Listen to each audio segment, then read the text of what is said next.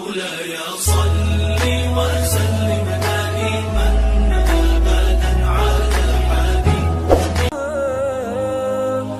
قرآن مجید کی جو آیہ کریمہ میں نے تلاوت کی ہے نا، سورہ آل عمران کی آیت نمبر 181 کا ابتدائی حصہ ہے. فرمایا لقد سمع اللہ قول الذین قالوا ان اللہ فقیر ونحن اغنیاء. فرمایا بے شک اللہ نے سن لیا ہے جن لوگوں نے یہ کہا ہے کہ اللہ فقیر ہے اور ہم غنی ہیں. معاذ اللہ نے سن لیا ہے. یہ سورہ آل عمران ہے. ذرا اس کی جو شان نزول ہے اس کی طرف آئیے گا.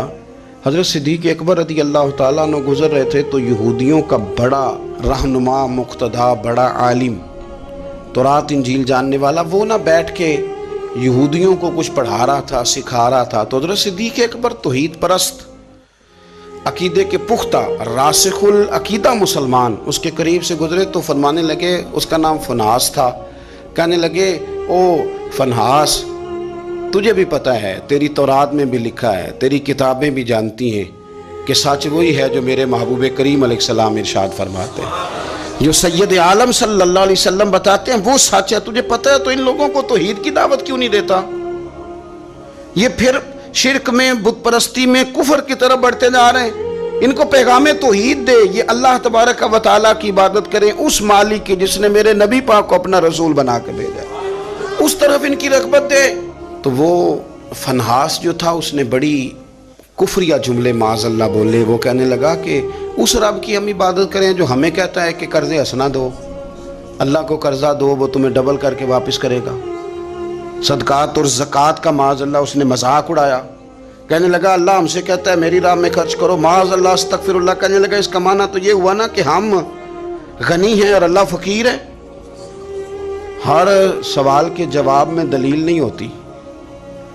کچھ لوگ جو ہوتے ہیں ان کا علاج کچھ اور بھی ہوتا ہے. جب اس نے رب کی شان کے بارے میں یہ بات کی نا تو حضرت صدیق اکبر نے پھر ایک زور کا تماچا اس کے منہ پہ مارا، ایک تھپڑ مارا. اٹ سٹ تے پکھڑا کوار گندہ لذی اور بھی بوٹیاں جاننے، ایک لگائی زور سے اس کے منہ پہ. اور جب وہ دھڑام سے گرا نا، یہ دیکھیں نا تھوڑے دن پہلے یہ ہمارے جنوبی پنجاب میں کیا تماشا لگا ہے، قبر کے گرد لوگ گھوم رہے اور کہہ رہے ہیں لبیک اللہم لبیک. کیا ہمیں غصہ نہیں آتا ان چیزوں پہ؟ ہمیں جلال نہیں آتا؟ اس طرح اسلامی شاعر کا مذاق اڑایا جائے گا؟ شرم نہیں آتی ان لوگوں کو؟ عقیدہ توحید کے معاملے میں ہمیں غیرت مند ہونا چاہیے. میرے رسول کریم صلی اللہ تعالی علیہ وسلم نے ہر گلی ہر چوک میں یہ نعرہ لگایا کہ لا الہ الا اللہ. حضور نے پیغام توحید دیا ہے. ہمیں شکن تک نہیں آتی، جو مرضی قوال بک جائے، جو مرضی وہ کفر کہہ جائے، کوئی پوچھنے والا نہیں. جو جس طرح کا مرضی کو شعر پڑھ کے گزر جائے، کوئی طبیعت نہیں، کوئی نہیں پوچھنے والا کہ آپ کہاں کھڑے ہیں، آپ نے کیا کہہ دیا. حضرت صدیق اکبر نے تھپڑ مارا. اب وہ چونکہ ان کا بڑا مقتدا تھا، پیشوا تھا، وہ حضور سید عالم صلی اللہ علیہ وسلم کی بارگاہ میں آیا اور وہ سارے لوگ آئے. نے آ کے کہا جی ابو بکر نے تھپڑ مارا ہے. تو نبی کریم صلی اللہ علیہ وسلم نے فرمایا بلائیے ابو بکر صدیق کو. حاضر بارگاہ ہوئے. آپ نے تھپڑ مارا ہے؟ کہا حضور مارا ہے. بالکل مارا ہے. کیوں مارا ہے؟ یا رسول اللہ صلی اللہ علیہ وسلم اس نے یہ کہا تھا معاذ اللہ کہ اللہ فقیر ہے ہم غنی ہیں. میرے رب کریم کی شان کے بارے میں یہ اس نے جملے بولے تو میں نے مارا ہے تھپڑ. حضور نے فرمایا تو نے کہا ہے؟ کہنے لگا جی میں نے تو کہا ہی نہیں، میں نے تو نہیں کہا.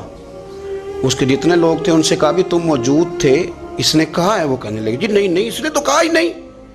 عوام مسلمان تھا ہی کوئی نہیں جو جناب صدیق اکبر کی گواہی دے، جو صدیق کی صداقت کے لیے کھڑا ہو، تھا ہی کوئی نہیں. جب وہ سارے کہنے لگے جی نہیں کہا ہی نہیں، یہ معاذ اللہ غلط کہہ رہے ہیں، کہا ہی نہیں، جب وہ سارے مکر گئے تو رب کریم کے قرآن نے بولنا شروع کر دیا. یہودی مکر گئے اور جناب صدیق اکبر کی گواہی جب بندوں میں سے کوئی دینے والا نہ رہا تو مالک نے فرمایا میں جو گواہ ہوں ابو بکر صدیق، میں جو گواہ ہوں لقد سمع اللہ قول الذین قالوا ان اللہ فقیر ونحن اغنیاء. فرمایا کسی مسلمان نے سنا یا نہیں سنا، اللہ نے سن لیا ہے. اللہ نے سنا ہے اس کے قول کو جس نے کہا کہ اللہ فقیر ہے اور ہم غنی ہیں. قربان جائیں اس شخص کی عظمت کا کیا کہنا جس کی گواہیاں میرا رب کریم عطا فرمائے. وہ اتنے بڑے آدمی بیاں ہو کس زبان سے مرتبہ صدیق اکبر کا کہ محبوب خدا محبوب ہے صدیق اکبر. اتنی بڑی شخصیت. رب نے فرمایا کہ کسی مومن نے سنا نہیں سنا, اللہ نے تو سنا ہے نا, اللہ نے سن لیا, انہوں نے کہا ہے. گویا مالک نے فرمایا یہ سارے جھوٹے ہیں, میرے محبوب کا صدیق سچا ہے, یہ سچے ہیں جناب صدیق اکبر. اور پھر یہ آیت ہمیں لے گئی پھر وہ غار ثور میں, وہ غار ثور میں جہاں کافر آ گئے تھے نا بالکل غار کے دروازے پہ, اور درمیان میں دیوار کون سی تھی؟ مکڑی کا جالا, کبوتری کے انڈے. جناب صدیق اکبر گھبرائے, اپنے لیے نہیں, مدینے والے محبوب کے لیے. یا رسول اللہ یہ تو آ گئے ہیں, اگر انہوں نے جھک کے پیروں کی جانب سے دیکھا تو تکلیف پہنچائیں گے. حضور نے فرمایا لا تحزن, پڑھیے نا سورہ توبہ, لا تحزن, تو غم نہ کر. حضور نہ غم کروں, فرمایا نہ کر, کوئی فوج نہیں, کوئی اندر اسلحہ نہیں, کوئی بارود نہیں, لیکن تو غم نہ کر. اس لیے نہ کر کہ ان اللہ معنا, اللہ ہمارے ساتھ ہے. جن کے ساتھ اللہ ہو انہیں غم نہیں ہوتا. مجھے کسی شخص نے کہا کہ کسی کو ولی دیکھنا ہو تو علامت کیا ہے؟ میں نے کہا ولی کو غم ہوتا ہے پر اللہ رسول کا, اپنی آخرت کا. لیکن اگر تم کبھی دیکھو نا کہ دنیا داروں سے تھوڑا غمگین ہو رہا ہے تو ولی ہے ہی نہیں.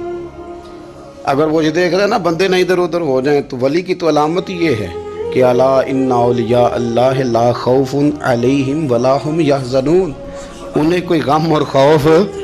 تو یہ تو قرآن نے بیان کیا ہے کہ وہ خوف زدہ کرے جس نے جو کرنا ہے, وہ خوف زدہ کیوں کہ اولیاء اللہ, اللہ کے دوست ہیں.